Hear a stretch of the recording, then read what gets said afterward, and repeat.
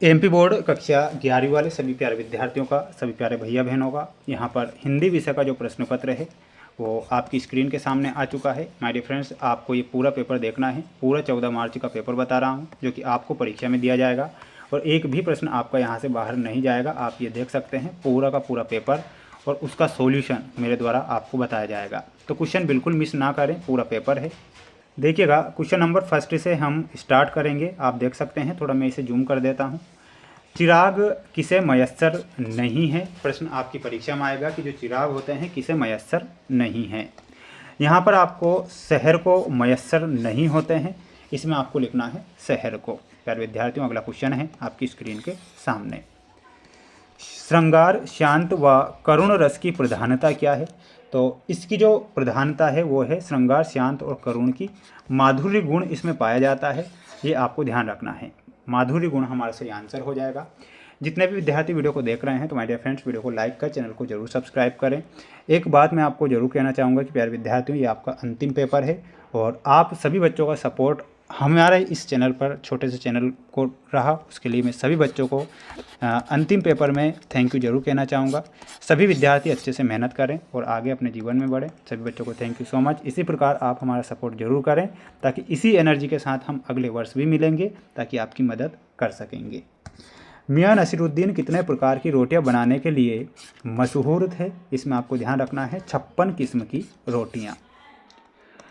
अगला प्रश्न है, निम्नलिखित में से शुद्ध वर्तनी वाला शब्द कौन सा है? तो प्यारे विद्यार्थी, इसमें कवयित्री जो दिया गया है ये एक शुद्ध वर्तनी वाला शब्द है, इसमें आपको कवयित्री ध्यान रखना है।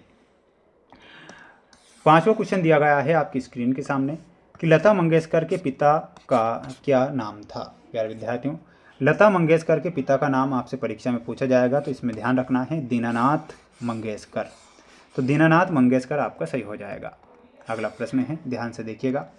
बायोडाटा की भाषा होनी चाहिए, तो बायोडाटा की जो भाषा होनी चाहिए वो कैसी होनी चाहिए? अलंकारिक, घुमावदार, सरल एवं सीधी या फिर चौंकाने वाली? तो आप मुझे कमेंट बॉक्स में जरूर आंसर बताना। बिल्कुल सिंपल क्वेश्चन एक मैं आपको दे रहा हूँ, है ना, बिल्कुल आप आंसर बताइएगा माय डियर। अगला क्वेश्चन देखिएगा आपकी स्क्रीन के सामने, ये रिक्त स्थान वाले क्वेश्चन आपको परीक्षा में दिए जाएंगे। वाणी का डिक्टेटर किसे कहते हैं? तो प्यारे विद्यार्थियों, कबीर दास को वाणी का डिक्टेटर भी कहा गया है, तो यहाँ पर आपको लिखना है कबीर को। प्रबंध काव्य के अंतर्गत आता है, तो प्रबंध काव्य के अंतर्गत आता है साकेत, तो इसमें आपको लिखना है साकेत। युग को निबंध का स्वर्ण युग माना जाता है, तो कौन सा युग है? तो द्विवेदी युग या फिर शुक्ल युग? इसका आंसर बताना है कमेंट बॉक्स में। वह परिश्रम करता है तो अधिक सफल होता है, ये कैसा वाक्य है? तो ये संकेत वाचक वाक्य हो जाएगा। तो यहाँ पर आपको क्या लिखना है? संकेत वाचक, संकेत वाचक। कुएं की खुदाई का काम कहलाता है, तो कुएं की खुदाई का जो काम होता है जिसे हम चेजा कहते हैं।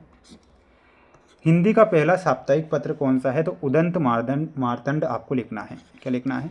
यहाँ पर लिखना है उदंत मार्तंड।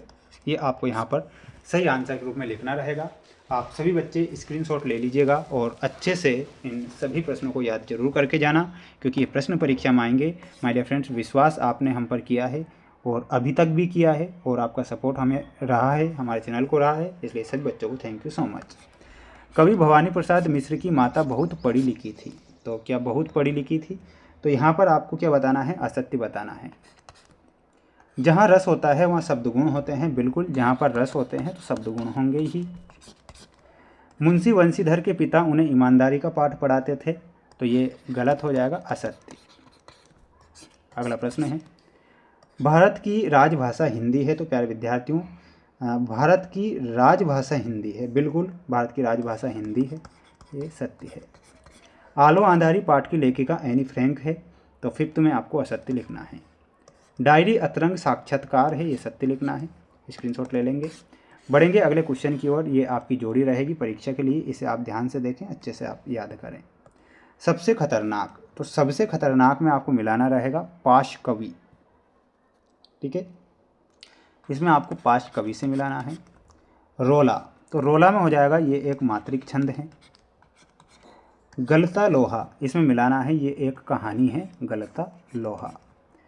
व्यंजना में आपको मिलाना रहेगा शब्द शक्ति से। भरतनाट्यम में मिलाना है तमिलनाडु से। अनुस्मारक में आपका हो जाएगा रिमाइंडर, रिमाइंडर। मीरा के प्रभु गिरधर नागर, तो इसमें आपको गिरधर नागर से मिलाना है।